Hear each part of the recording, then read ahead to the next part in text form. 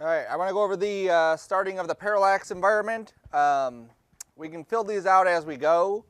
I'm finding that people are waiting until they right about turn their stuff in and then fill out their sheets. It's a lot easier to understand what you're supposed to be doing if you fill it out beforehand, okay? So we'll try to do this for the last couple assignments. All right, so this is the Parallax assignment and Parallax environment. The due date will be 4/1, so we'll basically have 2 weeks and another day to finish this up. In that part of this assignment, we'll be working within a 3D environment within After Effects. So on the hologram, we kind of introduced that a little bit. This one, we're going to be going a little bit further in depth on that. We'll also be able to understand rigging and animate a simple character. And by simple, I basically mean just a couple simple shapes. Basically like a head, some eyes, and a couple other appendages on there. So we'll be sketching our assets and character for an environment in Illustrator, using 3D layers to create the look of Parallax for the environment and objects, rigging a basic character to be controlled in a different composition. By the end of this, grab one of those sheets. By the end of this, you'll have your character should be able to move his eyes some, so like his pupils will move around, and you'll have 2 other items on the character that will move. So like on my character, he might have a staff, and he might have, let's say, a hat or something, or a crown. And so as he gets into my scene and he does like a little jump, his eyes will move, his staff will move, and his crown will probably like come up and then land back on his head. So I'll have 3 different items that I'm animating, one being his eyes, and then the other 2 would be whatever specific things to your character would be there, okay? You'll animate moving into or out of the environment. I don't care which one you want to do, but on my example, I'm going to be going into my environment, and then once I get to a certain point, my character will come into the scene, he'll jump up, his eyes will move, his crown and staff will move, and then that's the end of the animation, okay? You can have it pull out and then have the character reveal. It all depends on how you want to do your specific scene. The images that you pick will kind of depict what that is going to entail. The animation's simple on the character. We don't want to go into anything crazy. We just want to do nuts and bolts, exactly what we need to for this one. We will add sound effects and music. So you should be thinking about if there is a specific song or piece that you want to use for yours, then definitely look for that. Mine's in a forest, so maybe I want to find some eerie music. Maybe I want to find some crickets chirping or birds or rustling of leaves or that kind of stuff. If there's snow on the ground, maybe I want to find like snowy footprints, like the crunching sound of snow. Even as I do my animation, I can think about that, and instead of animating like a smooth camera going into my scene, I can animate it like a character's walking, so they're kind of like the camera would move back and forth a little bit. We'll be doing a title and transition to video, just like we've done before. So title card, most people are doing it, but a couple people still don't. Make sure you update the name and the number on your title card. Transition, and then we go right into the video. Plays the video, transitions out to black, okay? For this one, we'll be turning in for the artwork, your environment elements, and your character. So that'll be typically 2 Illustrator files. One's the environment, one's the character. You might have more, but typically those will be the 2 minimum ones. I haven't gone over the character stuff yet. I'll wait until next week to go over the actual, like, bringing the character in and illustrating him. It shouldn't be too involved. The characters, like I said, are pretty simple. Project folder you'll turn in, same thing as before, your movie, your artwork, and your latest file. I don't want to have all the other random files that are in there, like your autosaves, After Effects movie encoder or Adobe movie encoder will make a folder. I don't want that. I just want your nuts and bolts exactly what I need. And again, the reason for that is because my folder gets very big when you turn in a bunch of extra stuff that I don't need. Movie, resolution 960 by 540, 30 frames per second. The length of time will be determined on your specific scene. So there's no specific length of time for this, very much like the hologram. If it takes 5 seconds or 10 seconds to get through yours, that's fine. It probably won't be a minute long. So you want to make it look good, so you want to make sure you have enough time to do that, okay? 16 points possible. Good? All right.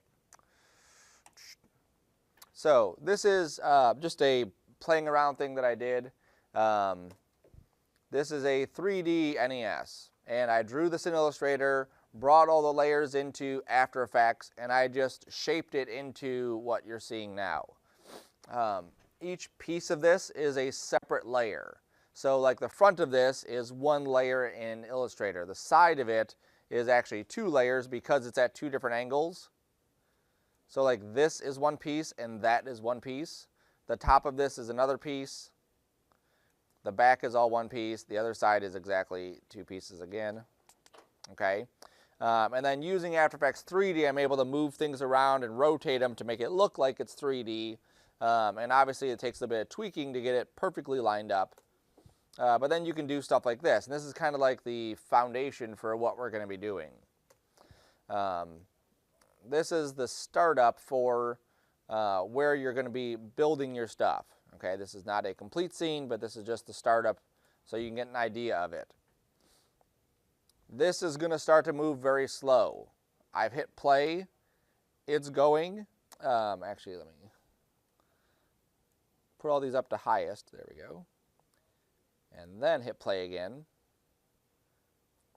And that's how slow this is playing back at real speed. Okay, so we're not going to be able to preview these at real time on these just based off of how much more complexity it is.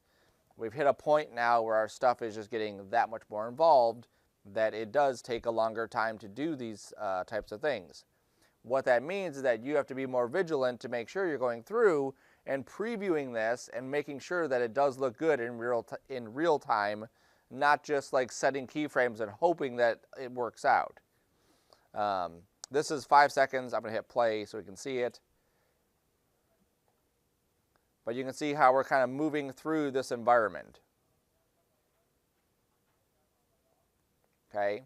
Now the idea here would that be we would move through the environment. You can see how slow this is going. We would get to a certain point and the camera would stop, and then our character would bounce out, do its thing, and then that's the end of the animation. You can have it do more, but that's the gist of what we want to do. Okay. All my images that I have here, this is a, my small tree is right there. Here's what the small tree looks like from Illustrator, and this is what the small tree looks like in here after I've added some texture to it and given it this kind of like border around it. You'll see that it looks really grainy just because of the resolution of it, but it'll look much smoother once I have all my stuff turned up. Okay, so last we talked, we said build all your assets. That's what I've done. I built all my assets. Every one of my items that I want is on a separate layer. So there's the roof, there's the side of the house. I lined these up perfectly so that this and this are right on top of each other. That way when I get into After Effects, it's a lot easier just to rotate the roof, so that it's lined up with the other piece. I'll also need a side of this or a front of this, but I'll add that in afterwards, just kind of stealing a piece. Here's each icicle, that's a separate piece. Here's my tarp. Here is that. Here is this. Here is this. Here is this. That and this. Okay. So all my stuff is on separate layers. I save it, and then I'm going to bring that into After Effects. I'll save this. That.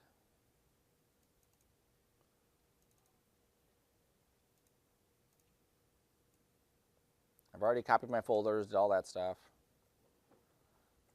And there we go. All right, so now it's a blank file. I'm going to go into Import, and I'm going to go find that specific one. Tur 8 there's my assets. I fit everything. I mentioned that also. Everything has to fit within this border here. If it's outside the border, it won't come in, which is why all my other stuff, like my colors and my picture, are outside. They will come in if I click a button, but typically I just keep it out there. Retain layer sizes. Remember, if you have assets 1, 2, 3, 4, After Effects will read that as a movie, so we have to make sure that this button is not checked, and then we will hit import. I double click, there's all my stuff. Okay. If I scroll down, here's layer 1. That was the stuff that was outside, so you can see it's right there, but I won't be using that in here. Before I do anything, I brought this in, but basically all I'm going to do is start processing each one of these and setting them up so that they will have some sort of texture on them. Let me just start throwing stuff into my correct areas, so that and that. I'm going to grab, let's say, one of my trees here. I'll grab the big tree first. I'm going to drag this onto a new composition, and this makes a composition the exact size of that tree. Now these from Illustrator come in very small, so I'm actually going to make these a bit bigger. So I'm going to go to my comp settings, and I want to make these about 3 times as big. That way my resolution for each item will be 3 times as big, which means that it'll be a lot more clear if I have to zoom up on top of it. If I keep it at 100 pixels and my camera is right in front of this tree, it'll be very pixelated and very blurry. If I start clicking other buttons to make it crisp, it ruins the 3D look. So I want to take this number and just hit times 3. As long as I have this clicked, After Effects will do the math for me and actually make it 3 times as big. There we go. And then I'm going to scale this up to 250%. I want to leave a little bit of room around the edges. And you'll see this is definitely fuzzy. That's where I'm going to hit my continuously rasterize button, and then it gets nice and crisp again. Okay. Now, the reason that I'm doing this here, let's say that I'm in this view, and I'm grab my tree and I scale this up. Click this 3D button and it crisps up. Once we start getting into actual 3D though, and we click that continuously rasterize button, some of the stuff that we've done goes away. The 3D doesn't work good when you do continuously rasterize on that layer, okay?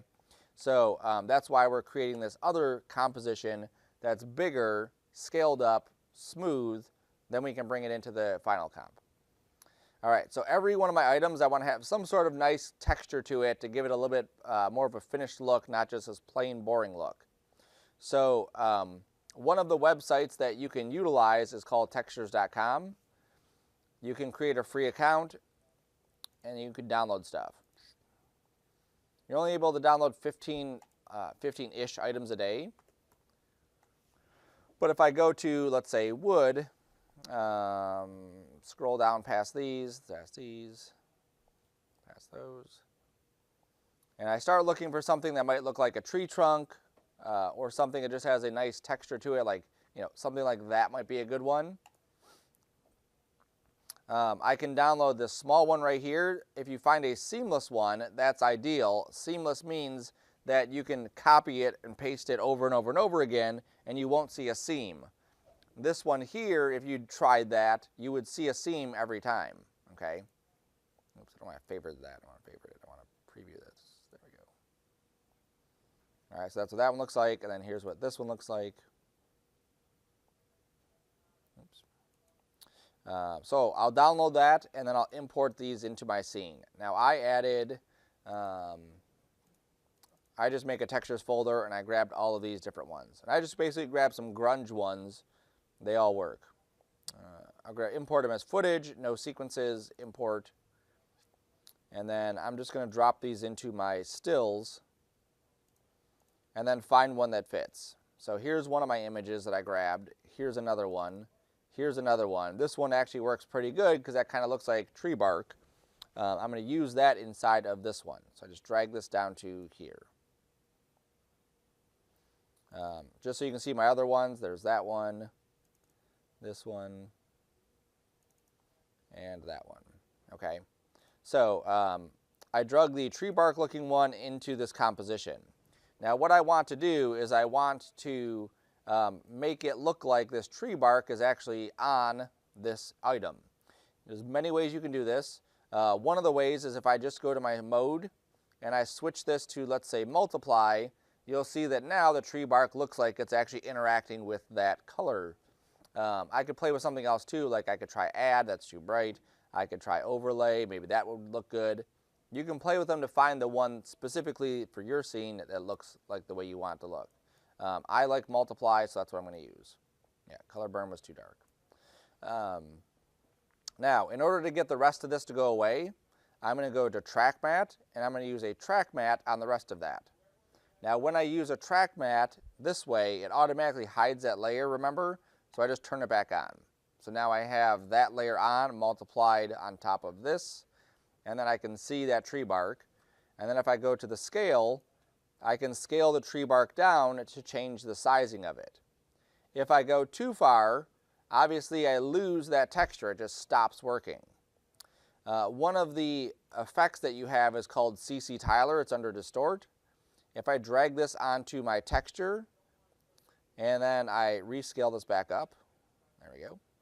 I use this scale on CC Tiler, and I drag it down, and what it does is as it scales it down, it's actually repeating that texture over and over again. So it's scaling it, but repeating it, so I can really create pretty much whatever resolution I want. So if I go in here really fine, you can see, you know, there's still wood texture there. There's no line of where it's like ended. So I have a lot more ability to do that. So that works pretty good. I'll go with, let's say that. Cool. Turn these off. Now, on my end one that I had, I put a little border around it, kind of like if it was cardboard or if it was like on a piece of paper and you had a little margin that you cut around it. That's what I wanted to have it look like. So the way that I did that was I just duplicated this, drug it to the bottom, so I have 2 copies of my tree in here. This one will be a normal one, and basically I need to just expand that image out. I can't scale it because it's not going to fit perfectly. You'll see the bottom is sticking out, the top is sticking out, but the sides aren't. So I'm going to go under Effect, I'm going to go under Matte, and I'm going to use what's called a simple choker. And what this is going to do is take the edges of this and literally just expand them outward. Just so you can see it happen, let me turn these 2 off. And then I'm going to drag this to the right, which is the wrong way. That pushes it inward. Okay, we can't see anything happen. Let me turn on my transparency. There it goes. We just couldn't see it because I wasn't being drastic enough. So you can see it pushing inward. So now I'm going to go opposite. I'm going to go into the negative side. And you'll see how it pushes outward, and now we get this like margin around the tree. And if I turn my transparency back off, it's hard to see because we don't see the black on top of the black. I can change my background color if that makes it easier to see. I'll just make it like this gray color. There we go. Okay, so now I have this black margin around here. If I don't want that to be a black margin, I can change the color of this layer, which will then change the color of that margin by just going to color correction, going to hue and saturation, colorizing it, and then just playing with the settings until I get the look I want. This is actually pretty close to like, oh, too far there, like that, to like a cardboardy kind of color that might be on top of that, okay? I tried doing white, and white was just like too much, it was like too bright. But that brown on the outside looks good. Cool. So let me go back here. Let me close this tree. Let me close my assets. And that tree is done. So if I go to my compositions, there it is. Let me move this composition into the other compositions. So my tree composition is done. Now that is basically the same process I'm going to do for every single one of my pieces. Okay. So the sped up version of that, this is the tree. I'm going to go to small tree, drag it to the composition, go to the settings, multiply this times 3, scale this up to 250, click my checkbox. I know I'm going to need to duplicate it, so I'll just duplicate it now. I need to find a good texture. So think this bottom one might be one I want to use. That one, yeah, that's good. All right, so I'll drag that in. This one doesn't fit perfectly, so I'll scale this one actually up a little bit so it fits the entire thing. I'll drag CC Tyler to it. I will scale it down a bit. I will alpha matte, multiply, turn that back on. There we go, beautiful. And then take this one and do my matte simple choker, pull it that way, and then add a hue and saturation to it.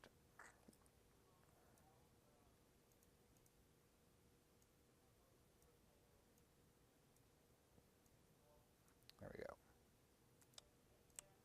Now that simple choker and the hue and saturation, those two, pretty much every asset that I bring in, I'm going to use that same thing to. What I don't want to have to do is come back later and simple choke, let's say I accidentally do one to 50, another one to 25, another one to 10. I have to rebalance them all out. It'd be great if I had one setting that I could just automatically do, and that's what I'm going to do. Let me delete these. Same thing with the color. If one's like the perfect brown, the other one's like a darker brown, one's a lighter brown, it's going to look weird. So I'm going to go into this composition where they're perfect. This is the way I want them to look. And I'm going to go grab these two effects, go to animation, and I'm going to say save animation preset. Even though we haven't animated anything, it'll actually save those two things. This will go into wherever you save this to. So I'm going to save this into my presets. You would save it into your P drive, whatever folder. And I'm going to call this choke and color. That sounds appropriate. Now when I come here and I click on this, I should be able to go to here, recent presets, and choke and color. And you'll see, boom, it drops those two effects on there forever. As long as I have those presets loaded, they will show up very easily. I can drop that in. And if it's not there, I can go to browse presets, find the preset, and then bring it in. So like next time you come in, that's not there, you can go and find it and then bring it in there. So that's much easier to do than trying to do it the other way. Oops. So then I would go back, drag this into my other comp. There we go. And then go to my other tree and then do the same thing. New composition. Multiply it times 3. Scale this up to 250. Oops, just once. I'll use the same texture I had. Alpha matte, multiply, leave this on. Tyler on here. I'm going to scale this up so I don't get a seam, and then scale this down to find that. That's good.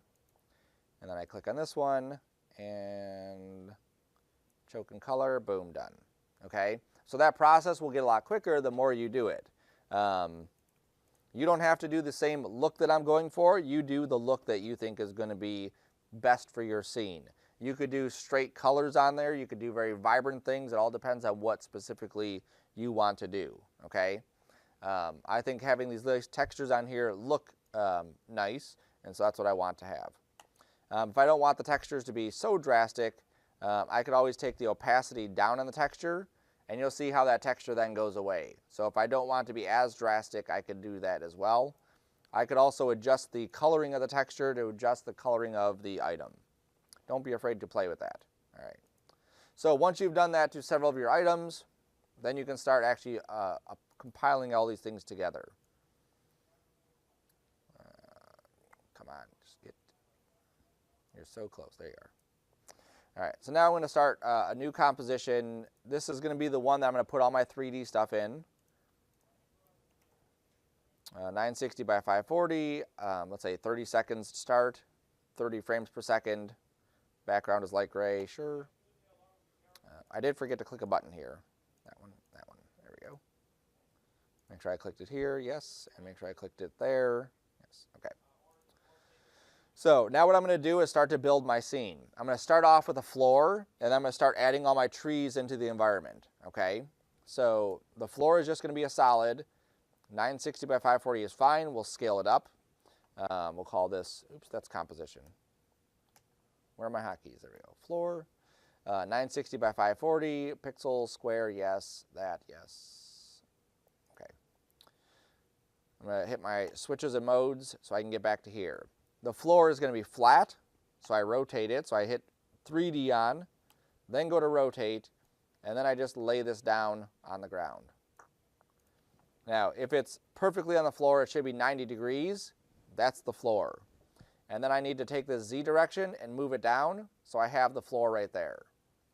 This will be huge, so I'll scale it up. Okay, so that's my forest floor. Now what I'm going to do is grab my other items and then bring them in and start positioning them. So I'll grab my big tree, which is right here, and drag this in. And I'm not just going to move it here because this isn't 3D. This is still a 2D element in a 3D world. I make it 3D. You'll see that it gets cut off because part of it's sticking under the ground. So I'm going to move it up. There we go. I'm also going to take my pivot and move the pivot down to the bottom. So let's say about here. That should be good. And the reason for this is if I duplicate this tree, so let's say it's, there it's perfectly at the bottom.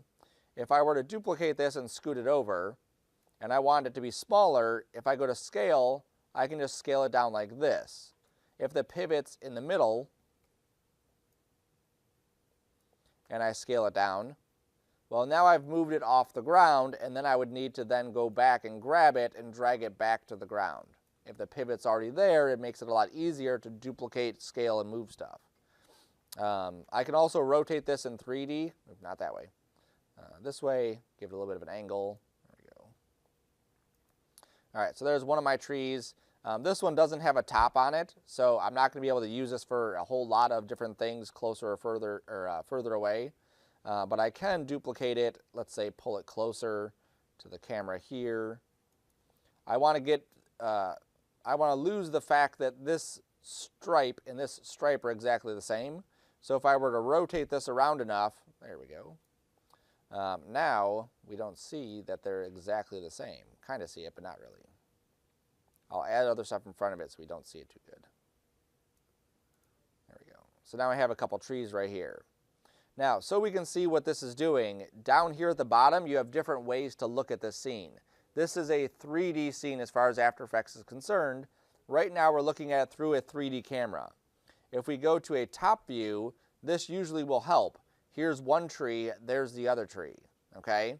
So I can see, as far as where they are in space, one's further back than the other. Switch back to my active camera. You can also do like front view, if that helps. This tree is actually below the ground, but that's fine because we're not going to see where it's below the ground. Here's the left view, here's the top view again, here's the back view, okay. Let me drag down some of my small trees. So I'm going to drag a small tree into my view. I'm going to make sure he's picked, hit Y, move its pivot down to the bottom of the tree. There. And then just move him back some. I don't know why his manipulator went away. I clicked something. Oh, thank you. Good. The pivot's still there. Yes. I looked at that one. That's why I thought it was 3D. Cool. So now I can take this and I can, let's say, pull this one forward, pull this one over. Let me pull it a bit more forward like that.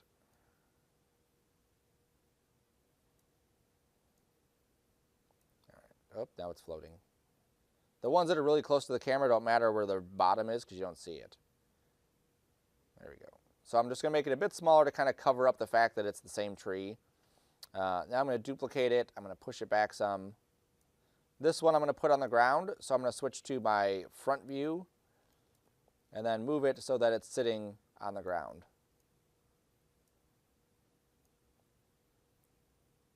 There we go. And so now when I duplicate this, let's move him over to the right. Whenever I move it, I'm grabbing just the red arrow or just the blue arrow. I'm not going to grab the green because that'll pull it up off the ground. So I'll duplicate this again. I will pull it over here. I'll push it back some. there. Duplicate this again, scoot it over. Duplicate it again, scoot it over here. Push it back some. You'll see I'm not scaling any of these things so far. All I've done is just move them, and the fact that they're 3D is making them look like they have that depth to them. I will be scaling them after and rotating them. I just want to get them kind of positioned now. There we go. Let me drop down some of my other small trees. And these look the same, but I did do some slight modifications to them. Make it 3D. There we go. Move the pivot down to the bottom of the tree. Switch to my front view so I can see where the ground is. And then push this back.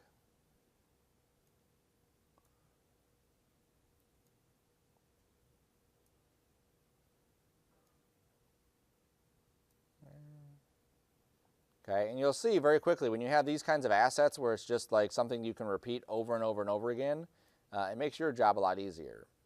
If you want to quickly move something, if you hold shift, it'll like move it a lot faster. There we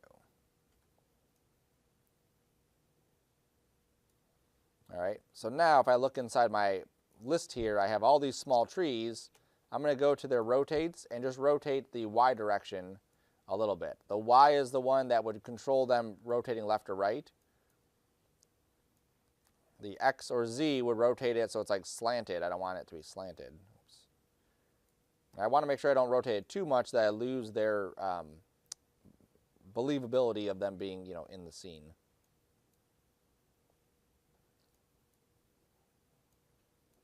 There we go. All right, and then I can go through and let's say scale these kind of randomly, not that one. So I'll scale this one down, scale that one up.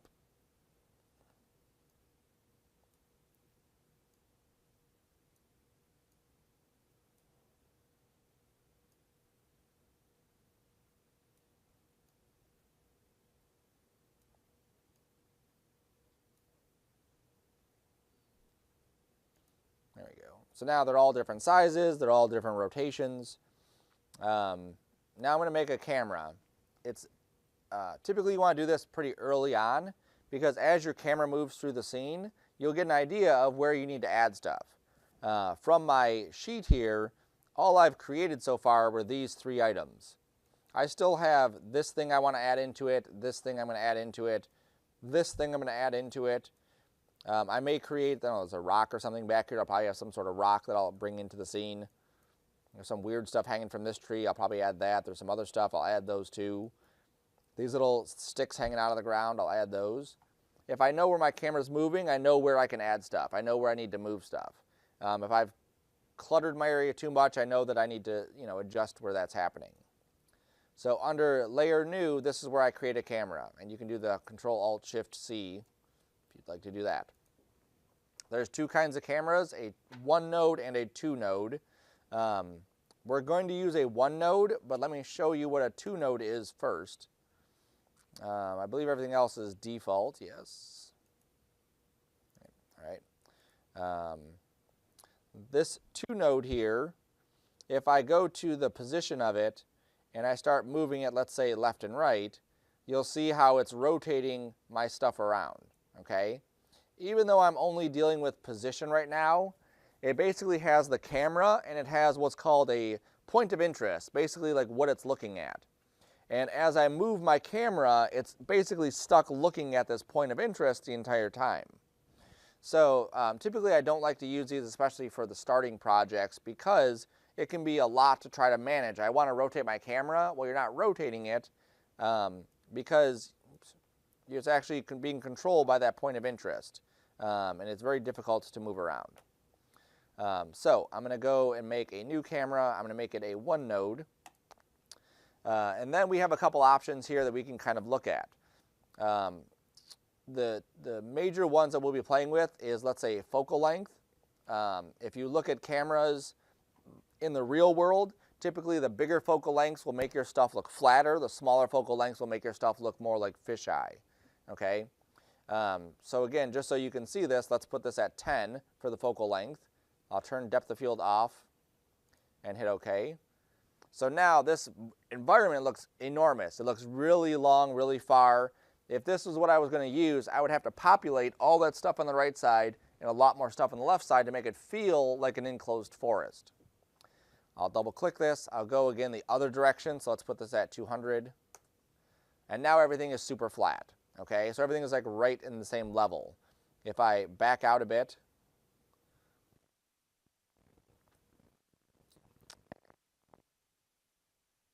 there you go. Here's my original start of this scene. You'll see that this tree that's really, really far away actually feels a lot closer than it did when we originally started. Okay, so you typically want to find something that's going to work pretty good for you. And again, depending on your scene, you may find it, you have to play with this setting to get a nice thing. I found 50 was a good range for me. Because as I'm in here, right there, this still feels like it's deep in the scene. It still feels like I have a lot of room to play. It still feels like I have a bit of perspective on this without feeling too flat or too distorted. 50 is typically what like the human eye sees, so that works pretty good. Another setting that we have in here is depth of field. So if I turn this on, we have a couple things: focus distance, aperture, f-stop, and blur level. So right now I'm just going to leave them as they are. And what depth of field is very much like we would see in a real camera. It's going to add depth of field to this, meaning that some items will be in focus, some items will be blurry. This is something that we do want to add at some point. We don't need to add it right now, but at some point we will. If I switch to my top view, this is my camera, and if I go into my camera options here, here is my depth of field, here is my focus distance. As I play with this focus distance, you can see this thing sliding. So wherever this item is, that's what's going to be in focus. So if I slide it to right here, this tree or whatever this is should be in focus, if it's even in my view. Yep, it's that tree right there. So that tree is in focus, everything else is fuzzy. And again, you'll get this really cool look to it because you're adding this extra sense of depth to your scene because of that. Now this does take time to calculate, so it's one of those things that is very slow while you're working. So I don't recommend having it on while you're working. But we want to see it just so you can see what we're going to be eventually doing. A couple other things is we have aperture, f-stop, and blur level. If I just, it's not really a good spot to move it, I guess I'll just slide it here. If I change my aperture down here, 0.1, you'll see everything is like crystal clear. If I change my aperture to a bigger number, then we have a much smaller depth of field. Now this actually works opposite to what you would think, because like on your regular camera, if you have a small aperture, typically the depth of field is smaller. On here, you have a bigger aperture, you have a bigger depth of field. So again, we'll eventually play with this more, but for now, you can just know that we're going to do it, and just disable it for now, okay? The more stuff that we can do to speed up our workflow, the better we're going to be at manipulating some of the stuff. More stuff that we may want to adjust. The trees that are really, really far back, let me switch back to my top view and see them really far back here. Oops. Let me lock my ground so I don't accidentally move that. There we go. There we go. So those trees that are really, really far in the back, if I look at my source image, the stuff that's really close, it's a bit more vibrant, a bit more vivid. The stuff that's really far back is a lot more desaturated, a lot more like the same color. I may want to go into those things and actually apply a, let me just move these to the top so I have them all separated. I may want to apply a hue and saturation and just desaturate them a bit. So that, desaturate it.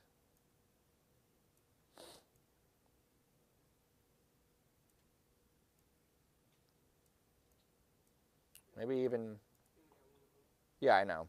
I have to play with one and then copy this to the other ones. I'm actually going to colorize it and desaturate it so I can give this kind of like a blue tint. Take the saturation down and lighten it. There we go. So now I can copy that effect onto these ones and paste it. And now those are going to look a lot further away, a lot more like we would see in that picture, a lot more desaturated, kind of blended with the environment. Another thing I'll have to consider at some point too is, not that, way in the back I have some sort of background. There's a sky, there's something back there. So let's go into here. I'm going to take my floor and duplicate it. I'll call this background. I will not rotate it 90 degrees, and I will just position it really far behind everything else.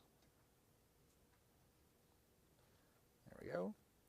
And then I will also give it a different color so that it kind of matches the trees that are back there.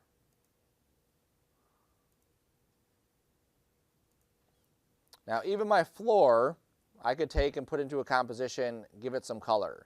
Because it's already positioned, it's already laying down, if I pre-compose it, okay, Control-Shift-C, floor with texture, if I say move all attributes into the new comp, then everything I've done to it, rotating it, blah, blah, blah, will move into the new comp. I want to leave all of them there, hit OK, and now when I double click this, I get basically just a solid right here that I could then go into my textures and do all that stuff to. I think this one might be a good one. Let's drop that in here and see. So I'll drop that in on there, yes. I'll scale it up so that it fits. I don't need to do the track matte because it fills the entire screen. But I still need to do the multiply on here. Maybe adjust the opacity of this some. There we go. And I will also do the CC Tyler.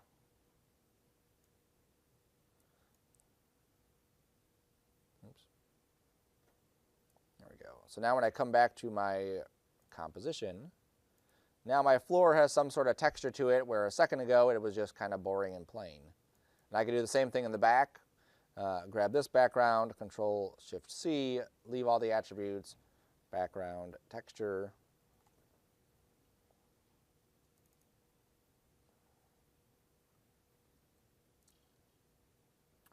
Let's say on this one I want to make my own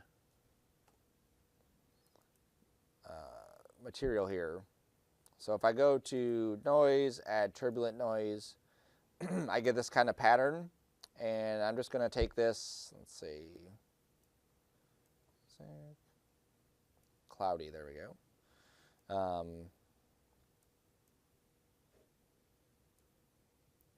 I'm just going to play with the settings a little bit just to get something a little bit smoother. Let me add a blur to this as well.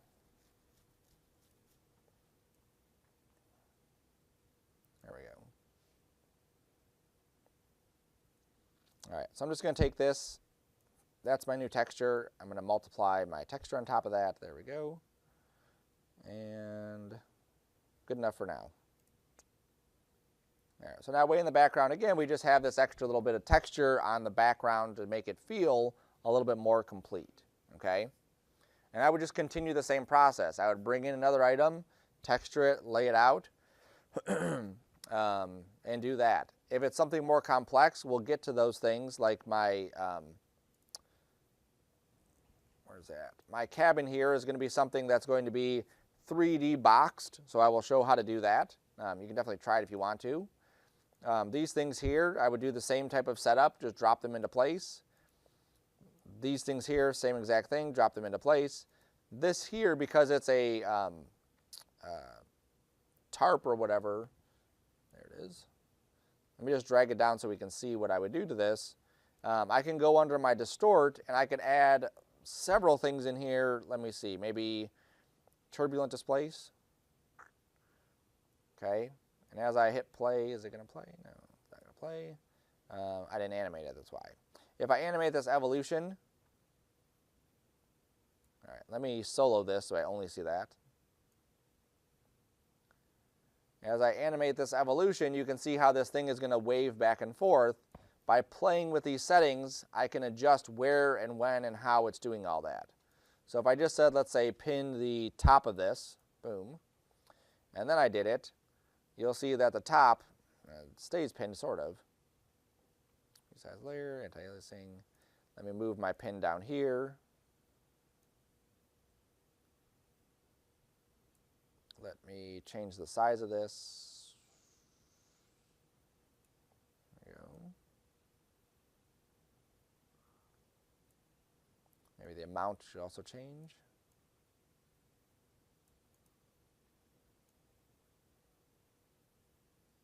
There we go. So that's one I could do. The top moves a little bit, but definitely not as much as it was a second ago. I believe I could also move this, yeah. So I could animate this as well, kind of moving around and giving that look of it waving in the air.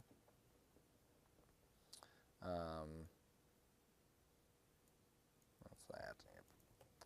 Yep. I could go under distort. I could play with something else. Magnify mesh warp. Ripple, I think that was another one I could use. There it is. I think this one is automatic. Yeah, there we go. So it's way too fast. Let's slow it down, 0.2. There we go. So now I get this rippling effect on here where it's, you know, looking like it's kind of waving, but obviously not waving. It's just distorting it some. And I would just use that on top of that flag to make it look like it's actually waving around. Okay. Cool. Your camera you can also animate, so that's another thing we can do or should do. So I'm going to bring my camera, let's say, back to where I want this to start from here. I'm at the beginning of my animation. I'll hit my keyframe. I'll go up to, let's say, 15 seconds. And I'm just using my Z to move into my scene. Okay. I'm going to ignore the fact that I'm hitting this tree. I'll fix that later. There we go. All right. So now I'm going to come to, let's say, here. I'm going to move over to the left. Move over to the left some more.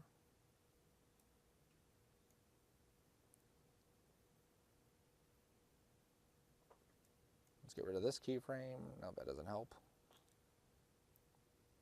All right, so that's where one of those instances where like this tree just needs to move. Get out of the way.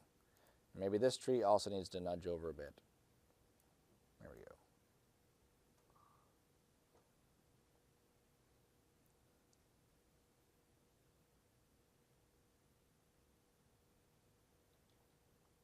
Cool. I could also add some rotate keyframes to this. So if I go to my rotate Y, go to this point, give it a little rotation, let's say this way. Go to this point, give it a little rotation the other way. I can see my background's too small, so I need to scale that up. All right, so now when I hit play, we'll be able to see this play through. Now again, it's going to go super slow. That's just the nature of this assignment, using 3D inside of After Effects.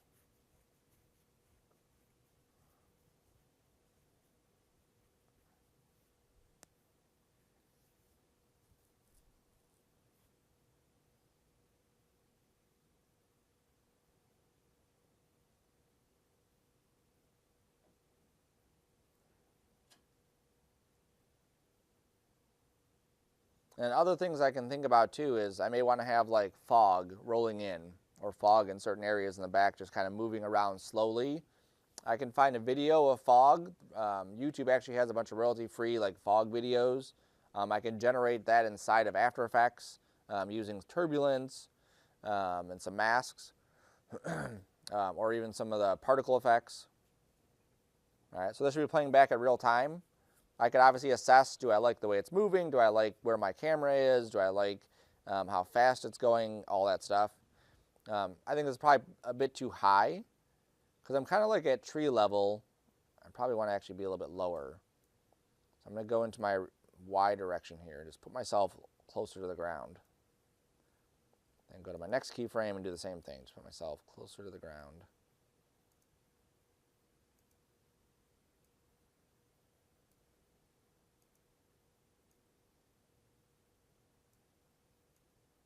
There we go. So now I feel like I'm like in the trees instead of kind of flying above them. Good. Fog.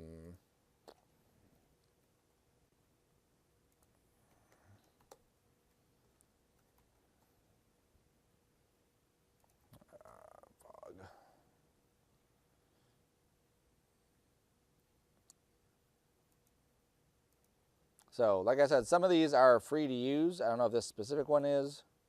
4K royalty free, blah, blah, blah. So you can go to the website, check it out, and see. But even if this is on a green screen or something, we can pull it out so that we don't have it on a green screen.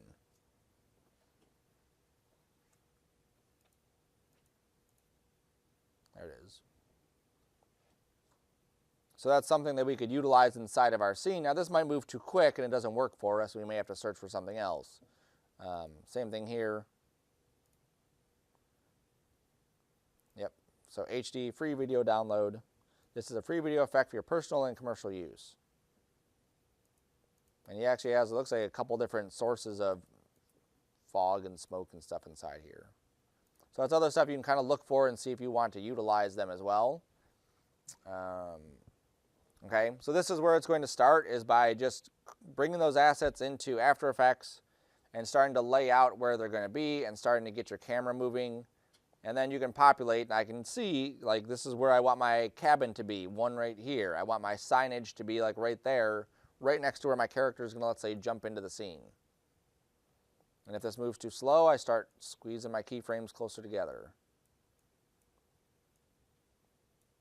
A bit more dynamic scene, a bit more movement inside there. I haven't turned motion blur or anything else on. If your scene's going really slow, you can change this to quarter and it'll look horrible, but it'll play back a bit quicker. You can also change these. On each one of these is a little quality setting. So if you make this quality setting, this little jaggedy line, it'll again look horrible, but it'll work quicker. There we go. I'll hit play again. You can see how much faster it's playing back now. Yes, ma'am. It will, right? But right now we have it on just while we're working, and then right before we render, kick them all back up to high quality and then set it to go. Another thing I could do, I only have 3 real comps or 4 real comps I played with. I could go into each one of these and just turn off the stuff that's not really needed, right? I don't need to see the texture on here right now. I don't need to see the little outline. Any little bit that you can do to help speed up your workflow, the easier it's going to be to get the stuff lined up correctly. So I've turned off all the fancy stuff, and now this is playing back at a somewhat more realistic speed, something that's a lot easier to work with. I hit play, that's pretty much what it was playing back at a second ago, okay? So if you have to turn those things off, turn them off, and just remember that you can come back to this, and then you can turn those things back on before you actually do your final render. It might require some adjustment, but it's definitely a lot quicker than hitting play and waiting for an hour for this thing to move through it. Cool. Questions on that yet? No? All right.